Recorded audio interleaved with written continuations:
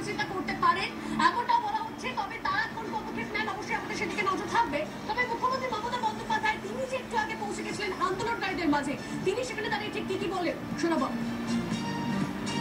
অনেক কষ্ট পেয়েছেন, আর কষ্ট না করে যদি আপনারা কাজে ফিরতে চান, আমি আপনাদের প্রতিশ্রুতি দিচ্ছি আপনাদের ডিমান্ডগুলো আমি কথা বলে সহানুভূতির সাথে আমি স্টাডি করব, আমি অফিসারদের সাথে কথা বলবো।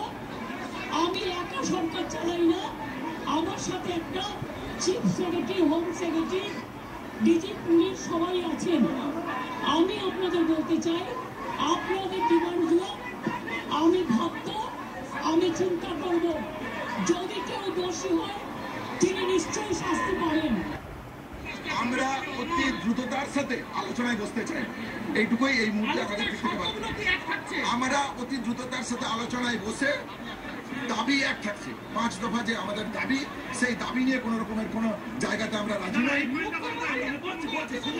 শুনলে বুঝতে পারবেন, আমরা আলোচনায় বসতে মুখ্যমন্ত্রী, মাননীয় মুখ্যমন্ত্রী এসছেন, ওয়েলকাম জানিয়েছি আমরা। উনি আলোচনায় বসতে চাইছেন, আমরাও আলোচনায় বসতে চাইছি 5 দফা দাবি নিয়ে। মুখ্যমন্ত্রী একটা কথা বললেন যে জাস্টিসের স্লোগান উঠছিল, মুখ্যমন্ত্রী বললেন সিবিআই এর কাছে যেতে, জাস্টিস চাইতে। সিবিআই এর কাছেও আমরা যাব, মহামান্য আদালতের কাছেও যাব, কিন্তু রাজ্যের অভিভাবক হিসেবে তার যে দায় আছে, তার যে কর্তব্য আছে, এবং আন্দোলনকারীদের কাছে তার যে 5 দফা দাবি আছে, যে দাবি নিয়ে আমরা বসতে চাইছি, সেই অভিভাবক হিসেবে তার কাছে আন্দোলনকারী ছাত্রছাত্রীদের প্রতিনিধি হিসেবে আমরা আলোচনার টেবিলে বসতে চাই। উনি বললেন যে সিএম হিসেবে আসেনি, আমি আপনাদের বড় বোন হিসেবে, আমি এটা কি একটা অলিভ কোরআন, যেটা আলটিমেট ফ্যাক্ট না? কল্পনার কোনো জায়গা নাই। আমরা মানবিক মুখ দেখিয়েছেন, যেমন আমরা 35 দিন থেকে আমরাও মানবিক মুখ দেখিয়ে এসেছি। তাহলে আমরা আলোচনা চাই, বারবার যে কথা আমরা বলে এসেছিলাম।